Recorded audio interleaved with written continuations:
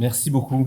Merci Ali, merci à tous, merci et félicitations à tous les organisateurs de cette première journée sur le stoïcisme.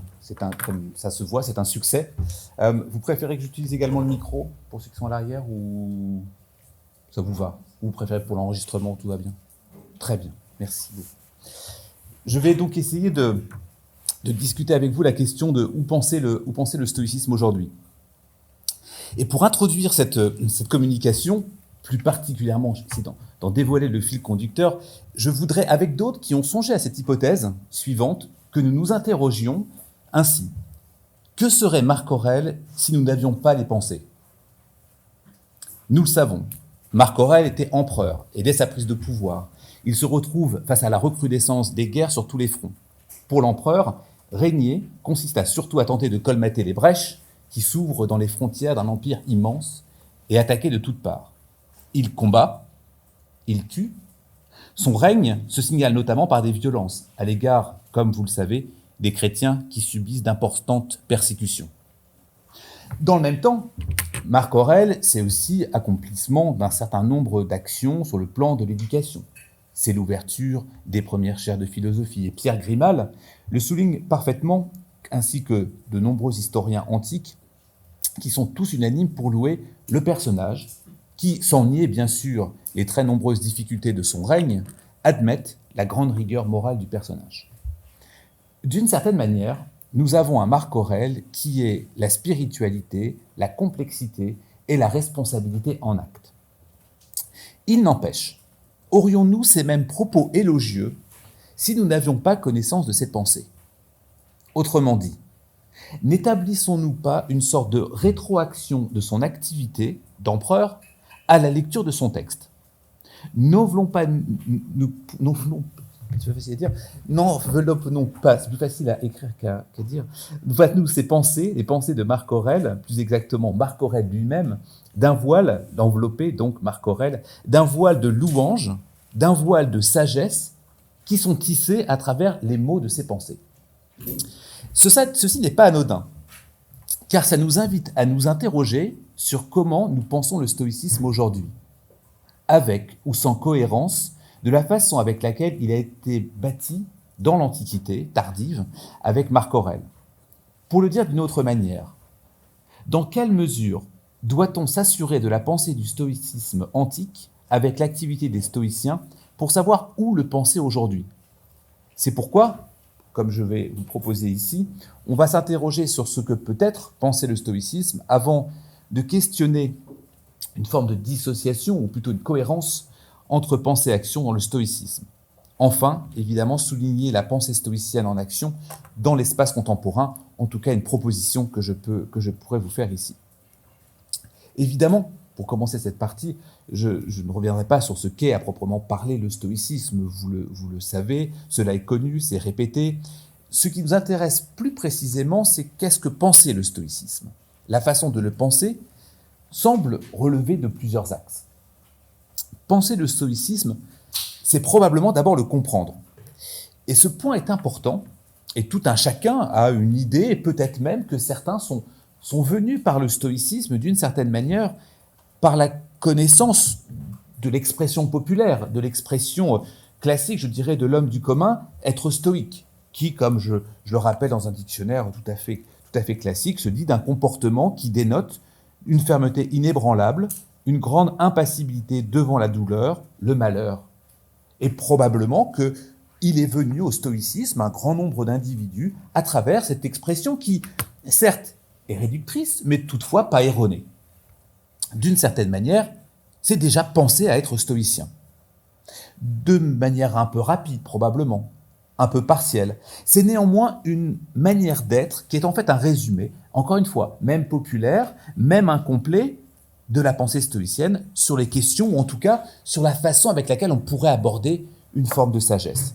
On y revient dans un instant. Mais on peut dire que c'est un premier axe pour commencer à penser ce stoïcisme aujourd'hui, ou comment penser à être stoïcien si on le souhaite. Il y a toutefois un autre axe, évidemment. C'est un stoïcisme parfois un peu plus technique, peut-être un peu plus complexe d'une certaine manière, même s'il y a de la complexité évidemment dans la sagesse stoïcienne, qui est d'un amant moins évident et on a une forme d'opérationnalité moins évidente. Car, outre les enjeux de sagesse ou de mode de vie, encore une fois, je le dis rapidement, j'y reviendrai dans un instant, le stoïcisme, c'est avant tout peut-être même une ontologie qui comprend les divisions de l'être et les incorporels. C'est évidemment la logique avec la rhétorique, la dialectique, les propositions, la théorie de la connaissance, où ici vont être justement questionnés les enjeux de vérité et certitude. N'oublions pas que le stoïcisme, c'est la physique, avec évidemment ces trois axes, le monde, les éléments, la recherche des causes, et puis c'est l'éthique. C'est l'éthique avec là encore trois dimensions importantes, les désirs et les aversions, ne pas manquer à ce que l'on désire, ne pas tomber sur l'objet de l'aversion, les impulsions et les répulsions. C'est-à-dire ce qui concerne la fonction propre, agir avec ordre, raisonnablement et sans négligence. Cet aspect du stoïcisme est, du moins du point de vue de l'homme du commun, de ce que l'on entend d'une manière plus générale, souvent relégué ou souvent négligé. Et effectivement, lorsque l'on entend la question de être stoïque, on a moins ces éléments-là qui viennent à l'esprit. Or, on peut se poser la question, peut-on penser le stoïcisme, ou la compréhension telle que je l'ai dit tout à l'heure, sans en connaître la totalité, ou à minima avoir une vision d'ensemble de ce qu'est la logique du stoïcisme, de ce qu'est l'éthique, son ontologie et sa physique. Ce pourrait être compliqué puisque c'est un axe fondamental du stoïcisme et ne serait-ce pas comme essayer de comprendre le christianisme sans la résurrection ou essayer de comprendre la philosophie platonicienne sans la théorie des formes, par exemple. Est-ce qu'on ne s'ampute pas d'une compréhension du stoïcisme lorsque l'on n'intègre pas ces données-là? On pourrait dire qu'il y a, d'une certaine manière, le choix concernant le stoïcisme. Il y a une forme d'apparente facilité qui est sélectionnée par le caractère opératif de la philosophie, de la sagesse stoïcienne, et qui peut, d'une certaine manière, sembler annihiler tout le reste qui n'est pas aujourd'hui dans la sphère commune. Il y a, et on peut s'interroger pour penser le stoïcisme aujourd'hui, s'il n'y a pas une forme d'affaire d'arrangement, de sélection, comme faire son marché dans le stoïcisme, avec toutes les limites que cela peut se poser. Et on peut le regarder de manière très claire. Il y a une forme de vulgarisation du stoïcisme dans les domaines du développement personnel, par exemple, qui va du coaching aux psychologies comportementales, en passant parfois par du stoïcisme en entreprise. On est en droit de se poser la question, est-ce penser le stoïcisme? Est-ce encore du stoïcisme? D'un autre côté, ça pourrait être un peu ennuyeux de se poser ces questions-là ou que ce soit réduit à ça. Car signifier que le seul endroit de penser correctement le stoïcisme serait alors un domaine souvent académique et universitaire, ce qui serait de facto une autre réduction du stoïcisme. Et vous comprenez bien le paradoxe. Peut-être aurions-nous préférablement à nous interroger sur les axes ou les types de stoïcisme qu'il serait pertinent de penser à l'égard, évidemment, de son utilité pour l'espace contemporain. Dans quelle mesure le stoïcisme pourrait avoir justement son activité ou son intérêt dans l'espace contemporain, qui, à l'instar de Marc Aurèle, à tout début de mon introduction, dans l'Antiquité, fait un usage de la sagesse stoïcienne pour faire face à ces difficultés. Pour y réfléchir plus en détail, je propose de revenir sur donc le deuxième aspect de du stoïcisme, à travers plutôt sa sagesse stoïcienne, en m'appuyant ici sur les entretiens d'Épictète. Lorsqu'il évoque, Épictète, le travail de l'âme, en précisant une tripartition des fonctions de l'âme, ce que l'on appelle communément évidemment les trois topoi destinés à ce travail. La première fonction est la discipline du désir, c'est renoncer à désirer ce qui ne dépend pas de nous. La deuxième fonction du topoi, la deuxième fonction est celle qui se rapporte à la tendance et à l'action, à ne pas se laisser entraîner par des désirs désordonnés, la maîtrise de soi, des passions qui nuisent au comportement de l'individu. La troisième correspond au bon usage des représentations. Il s'agit de la discipline de l'assentiment qui nous invite à la rectitude des pensées, de la parole et de notre jugement. Cette structure, les trois topoi, se retrouve de manière méthodologiquement identique dans les pensées de Marc Aurèle, comme l'a bien évidemment souligné Pierre Hadot, et ils sont prescrits comme le poignard, l'enrichidion ou encore la boîte à outils. Pourquoi? Parce qu'ils sont mémorisables, facilement accessibles, ils doivent être en permanence présents à l'esprit, toujours disponibles. Il est fondamental dès lors de réussir à se les remémorer, de permanence de les avoir à l'esprit pour pouvoir les utiliser donc comme un poignard en période de trouble. Cette dimension-là, je le résume un peu rapidement ici, mais va être une expression de l'exercice spirituel, quand bien même l'exercice spirituel ne se réduirait pas ni à cela, ni au stoïcisme, puisqu'il incorpore à minima les épicuriens et les cyniques.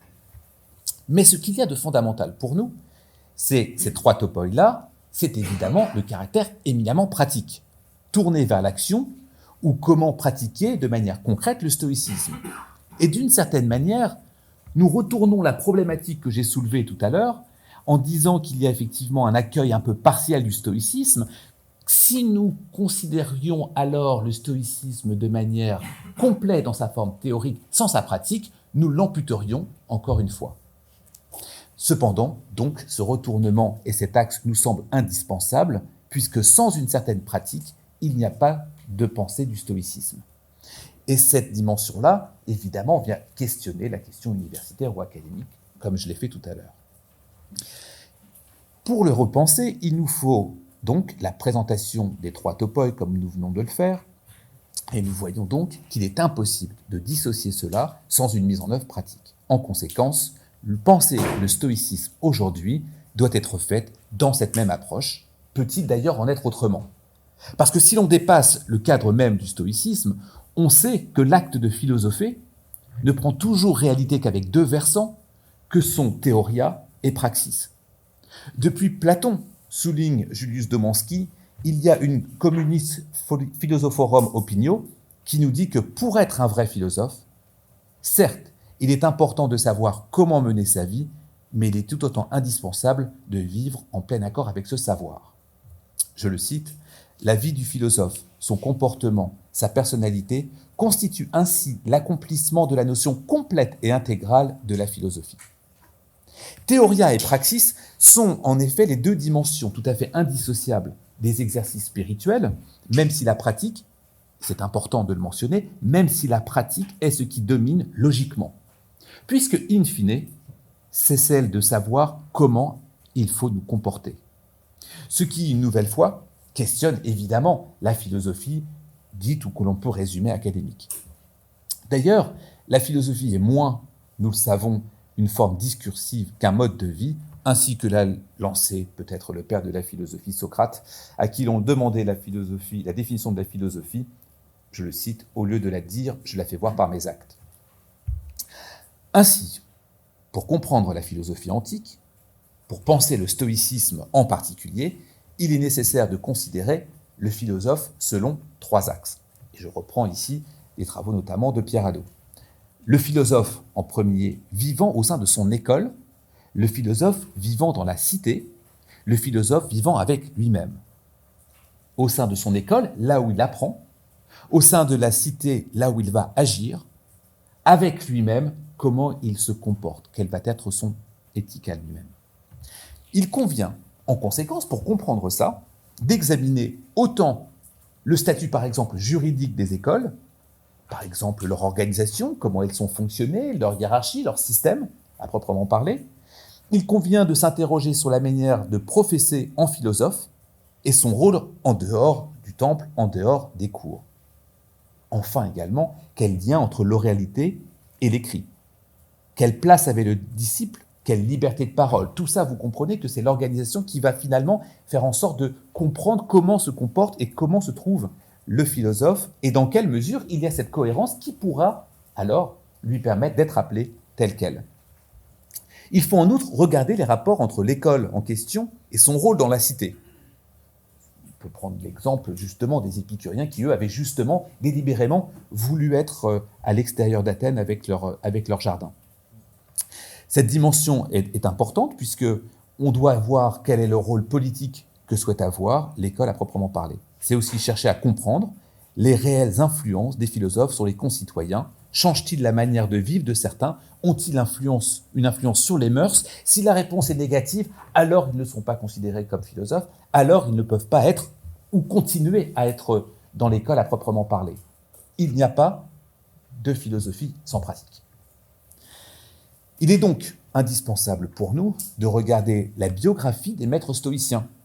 Et d'ailleurs, nous nous apercevons qu'ils sont de plein pied dans des enjeux du quotidien, et même ce qui peut surprendre parfois, très proche de la gestion et des affaires. On sait évidemment qu'Épictète était esclave, Cléante porteur d'eau. Mais l'activité quotidienne des autres, c'est-à-dire donc, comme je l'ai exprimé, dans la cité, dans la relation avec les autres. Zénon, fondateur du stoïcisme, un héritier considérable de la part de son père. Et surtout, qu'il ne manqua pas de faire fructifier. Il est un investisseur, comme nous dirions aujourd'hui. On parle de Zénon. Nous savons par exemple qu'il fit naufrage à l'occasion d'une traversée entreprise pour exporter de la pourpre phénicienne à Athènes. C'est la réalité de qui il est. C'est la réalité de son quotidien, qui n'est pas évidemment uniquement dans la question du savoir, de la théorie ou de la pratique. Il est dans la gestion de fortune de son père et qu'il continue à faire fructifier avec, en l'occurrence, un travail autour de la pourpre. Sénèque est magistrat, prêteur, enseignant, précepteur. Cicéron, homme d'État évidemment, avocat, bénévole, multipropriétaire, c'est comme ça qu'il est défini, fréquente les milieux d'affaires, plaçant ses surplus de trésorerie en empruntant chez le banquier. Cicéron est un investisseur, parfois par l'intermédiaire, je l'ai dit aussi, de ses banquiers. Je cite Cicéron. « 2 de mes boutiques sont tombées, les autres menacent la ruine, à tel point que non seulement les locataires ne veulent plus y demeurer, mais que les rats eux-mêmes les ont abandonnés. D'autres appelleraient ça un malheur, je ne qualifie même pas de souci. Ô Socrate et vous, philosophes socratiques, je ne vous remercierai jamais assez. En suivant l'idée que Vestorius m'a suggérée pour les rebâtir, je pourrais tirer par la suite de l'avantage de cette perte momentanée. » Il mélange à la fois la question stoïcienne, la question philosophique du recul qu'il peut y avoir à travers un malheur qui peut arriver, et dans le même temps, il se ancre une nouvelle fois en se projetant, en disant « l'idée qui m'a été donnée par Vestorius pour les rebâtir, je pourrais en tirer un avantage. » Il est à la fois dans la question philosophique, dans la gestion de ce qui peut se passer, et en même temps dans cet avenir du quotidien.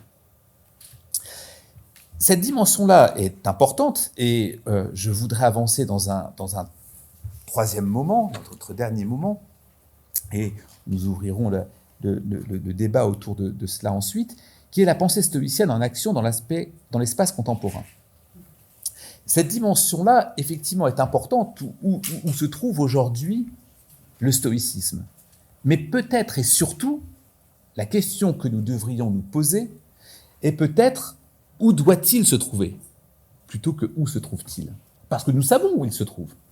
Il y a de l'activité intellectuelle autour du stoïcisme qui est présente dans les milieux académiques. Nous le savons, il est présent aussi dans les amateurs de la philosophie. Mais quelles en sont les conséquences ? Quelles sont les conséquences d'avoir un stoïcisme présent dans les milieux académiques ? Quel est l'intérêt du stoïcisme présent dans ou auprès des amateurs du stoïcisme ? Cette dimension-là est importante et à mettre en perspective avec ce qu'on s'est dit. S'il a été pensé, le stoïcisme, dans l'Antiquité par des philosophes, par exemple avec la question de la gestion de fortune, par exemple avec les affaires, par exemple avec les affaires publiques, par exemple avec la guerre, comme Marc Aurèle l'a fait, ne devrions pas nous imaginer aujourd'hui un stoïcisme de cette même fonction, de ce même esprit. Le quotidien d'aujourd'hui n'est évidemment pas le même qu'hier. Évidemment, la question du travail et de la technique, l'espérance de vie et la mondialisation, les droits et les devoirs républicains, qui nous offrent un environnement différent, et c'est peut-être là où il nous faut revoir ou repenser le stoïcisme. Il ne s'agit pas pour autant d'ôter bien évidemment les questions théoriques ou les questions de savoir et d'apprentissage. Néanmoins, si nous voulons cet accomplissement complet, on pourrait dire une forme de parachèvement du stoïcisme, il est important de l'ancrer dans le quotidien, dans l'action, et non pas simplement réservé à un certain cercle. L'activité économique nous semble être un terrain particulièrement pertinent. L'intérêt du stoïcisme dans l'Antiquité, mais évidemment ça peut être vrai pour d'autres philosophies antiques, je l'ai dit, notamment avec les épicuriens par exemple ou les cyniques, c'est l'articulation pensée et action. Or, il semble que cette articulation, justement dans les domaines économiques qui nous semblent être les plus prégnants, sont complètement absents. Et évidemment, pas sans conséquences. Autrement dit, lorsqu'il y a action sans pensée, qu'est-ce qu'il peut se passer? Plus exactement, il se trouve des actions, des propositions, des initiatives, pour ne pas dire des innovations par exemple, où il semble flagrant que la pensée soit absente. Que ce soit l'intelligence artificielle, le big data, le séquençage de l'ADN, les modifications sur le génome humain par exemple, où se trouve la pensée philosophique, où se trouve la pensée stoïcienne, permettant d'avoir sur ce sujet, justement, un point de vue stoïcien particulièrement précieux. Je le reformule, où se trouvent les éléments des topoi que j'ai cités tout à l'heure, qui pourtant seraient tout à fait pertinents? Où sont les topoi d'Épictète qui peuvent être pensés à cette occasion-là? Je vous donne un exemple. Il y a peu de temps, une équipe de chercheurs chinois est parvenue pour la première fois à modifier le génome d'embryons humains viables. Où se trouvaient à ce moment les 3 topoi d'Épictète? Où se trouvaient à ce moment-là les pensées ou les réflexions qui peuvent nous permettre d'agir sans porter un jugement, mais à minima de s'interroger sur ces questions-là? Cela nous ennuie d'une certaine manière parce que les changements paradigmatiques qui s'opèrent autour de nous, dans la cité, dans les écoles, avec nous-mêmes, sont finalement exclus ou sont finalement à l'extérieur des systèmes de pensée.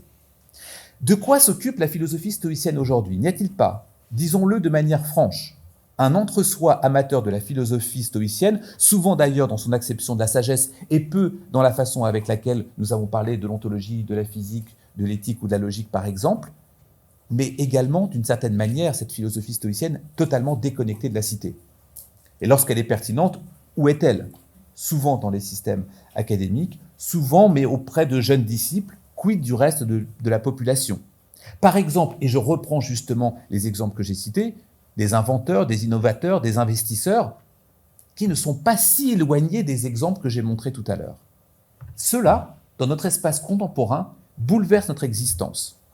N'est-il pas impératif que ces pensées réinvestissent le champ du quotidien, l'espace politique, l'espace du citoyen? Nous savons les causes des systèmes que nous détruisons aujourd'hui, des écosystèmes que nous détruisons aujourd'hui. Je le cite très rapidement. Du fait des innovations, des populations et espèces animales disparaissent. Le développement massif des technologies, des produits, des biens de consommation courante a une conséquence directe sur l'épuisement des ressources naturelles. Sans conteste, il y a une dégradation de l'atmosphère, des sols, des océans, à cause de l'activité économique, à cause de la recherche permanente de la croissance économique. Et sur l'ensemble des écosystèmes, quels qu'ils soient, nous le savons en permanence et nous le voyons tous les jours, que l'on parle du réchauffement climatique, que l'on parle de l'intelligence artificielle ou que l'on parle de la reconnaissance faciale à travers évidemment des caméras qui peuvent être utilisées, qui ont un enjeu politique majeur. La question, c'est où nous nous trouvons. Face à cet état des lieux, ne devrions-nous pas renoncer à désirer ce qui dépend de nous et qui ne dépend pas de nous, ou justement l'intégrer? Ne devrions-nous pas nous laisser interroger sur les désirs désordonnés, reprendre la maîtrise de soi face à ce que nous faisons, revoir nos passions qui nuisent au comportement de l'individu, enfin songer au bon usage des représentations, à cette discipline de l'assentiment qui nous invite à la rectitude de la pensée, de la parole de notre jugement, ce que je viens de dire est la reprise des 3 topoi d'Épictète. Ce questionnement technologique, ce questionnement économique, ce questionnement sur les conséquences qui sont en train de se dérouler, peut-être avons-nous dans les mains ou dans les livres, dans les textes, ce qui nous permettrait de penser ou repenser. En conclusion, en tant que philosophe, nous avons une chance immense, parce que nous avons de quoi penser. Les matériaux sont riches, divers, inédits, ils sont répartis sur toute la planète. Toutefois, il faut accepter de penser le quotidien, le banal, ce que l'on a devant nous, pour le dire avec Stanley Cavell. Ce quotidien, nous le savons, c'est la consommation, c'est la médiatisation, c'est le développement et les formes d'investissement. Le quotidien du contemporain, c'est le travail et les loisirs, c'est l'éducation tout autant que l'indélinquance ou le terrorisme. Le quotidien n'est pas celui de l'Antiquité. Le quotidien, c'est le smartphone, c'est Internet, c'est les jeux vidéo. Autrement dit, il ne s'agit pas, et nous ne pouvons pas nous extraire du monde si nous voulons penser le stoïcisme aujourd'hui. Comme nous pourrions avoir l'image du philosophe qui se drape et s'extrait du monde. Si nous nous en extrayons, alors, comme philosophe, ça pourrait être le cas, mais c'est pour mieux y revenir, parce que justement, nous avons les textes et les pensées possibles nous permettant, en tant que philosophe, de nous extraire, mais pour mieux revenir dans le monde, et de ne pas y rester étranger. Cette dimension-là est importante, on pourrait presque dire que c'est le même pensée avec Parménide, qui nous tend les bras d'une manière ontologique et d'une manière spirituelle, le même est être et penser.